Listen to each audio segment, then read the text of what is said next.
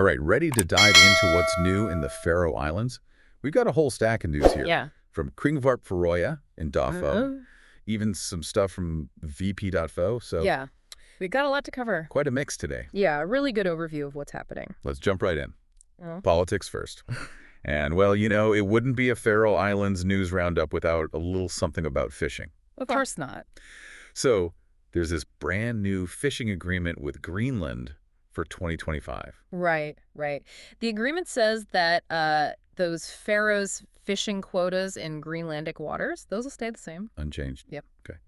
Things are good with Greenland, but there's this fishing agreement with Russia, and, well, that one seems to be making some waves, Yeah, it's a bit controversial. There's a report out saying that it's actually causing a financial deficit this year. Wow. Yeah, and just to give you an idea, about 7% of Faroes exports went to Russia last year. 2024. In 2024, yeah. That adds up to something like 800 million krona. So, some experts are saying maybe it's time to take another look at that partnership. Yeah, I can see why they'd say that. Mm-hmm. Now, switching gears a bit to internal politics, there's been some shuffling within the Javnaðarflokkurin party. Oh, yeah, Bjarni Johansson. He's a pretty prominent figure in the party. I've heard the name. Well, he decided to leave the party. And, this all kind of stems from some conflicts that popped up during those recent municipal elections. Interesting. Yeah. Meanwhile, the Sambandsflokkurin has been pretty active. Oh, for sure. The chair of the party, he managed to negotiate 54 million krona in funding from the Danish government. Okay, what's that going towards? Well, all sorts of initiatives, actually. The police force is getting some of it. There's funding for research projects, filmmaking, even some money for the rescue boat, Rescue Live. That's quite a range. Yeah, they've got a lot going on. Now, let's talk about the Samholdsfasti Fund. That's the National Pension Fund, right? Mm-hmm. There seems to be some debate brewing around it. Right, yeah. You see, the Landsfalag Pensionista. The National Pensioners Association. Yeah, exactly. They're pushing for an adjustment to the fund's payouts for 2025. They want to make sure those payouts are keeping up with inflation. Makes sense. Everyone's feeling the pinch these days. For sure. Now, on a different note, the government's rolling out a new program, right? Yeah, it's a trial program for family services. Okay. It's got a budget of 1 million krona, so it'll be interesting to see how it plays out. Absolutely. Now, let's turn our attention to some other news coming out of the Faroe Islands. Sadly, there's been an incident in Skálafjörður. Yeah, it's a tough one. A 31-year-old man got arrested for attempted murder. Oh, wow. What happened? It was a stabbing, and he's actually scheduled for a constitutional interrogation. So the investigation is ongoing. Yeah. There's another arrest too, right? Yeah, sadly. An individual was apprehended for domestic violence. Okay. And they're also waiting on a constitutional interrogation. So more details will come out as those progress, I suppose. Now, it's not all serious news.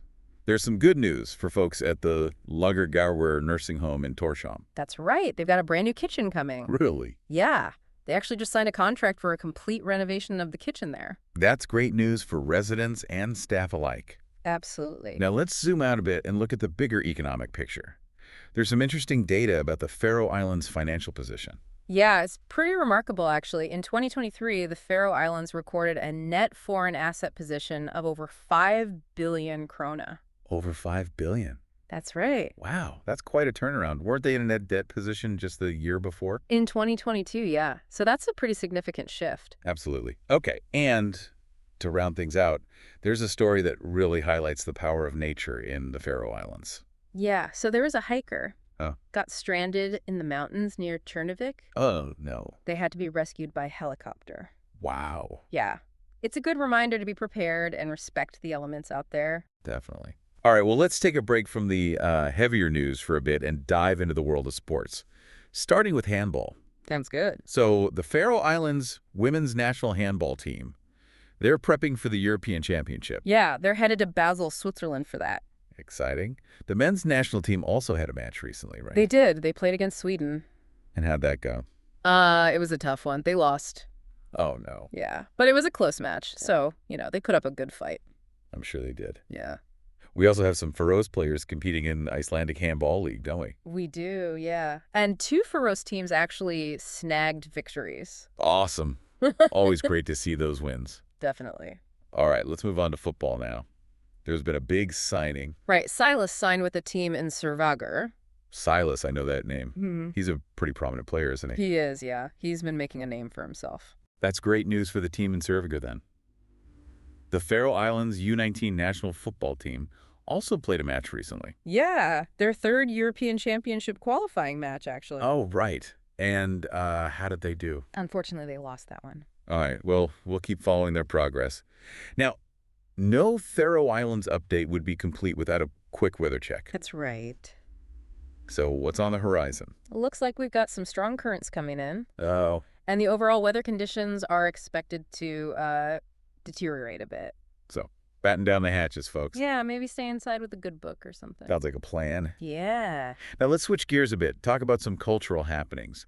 In the music world, Marius DC has a new album out. Yeah, his third one. And get this, it's his first full album in Faroes. Oh, wow, that's cool. Yeah. The OY Voxbot Festival in Tórshavn also has a big act coming. Oh, yeah, the Good Boys. They're a British electronic group. I've heard of them. Yeah, they're going to be performing at the festival. Nice. And in the art world, there's this exhibition going on right now, showcasing all sorts of local Faroes crafts. Yeah, all kinds of stuff. Things made from wool, leather, clay, even wood. Sounds pretty interesting. Yeah, it's worth checking out. Well, I think that about covers it, huh? All the latest from the Faroe Islands this week. Yeah, we've been through a lot. Everything from politics and fishing Oh, yeah. to crime reports and sports. It's really fascinating, to see how all these different stories come together to give us a snapshot of what's happening in the Faroe Islands. Yeah, it's a real mix, isn't it? Definitely. From those big international agreements to those small local developments, there's always something going on. Always something happening in the Faroe Islands. Always. Well, we hope this deep dive has been helpful, give you a better understanding of everything that's been going on. Yeah, and keep in mind, this is just a little glimpse, right? Oh, yeah, it's always changing. Things are always evolving. So much more to explore. Absolutely. Stay curious, keep digging, and we'll catch you on the next deep dive. Looking forward to it.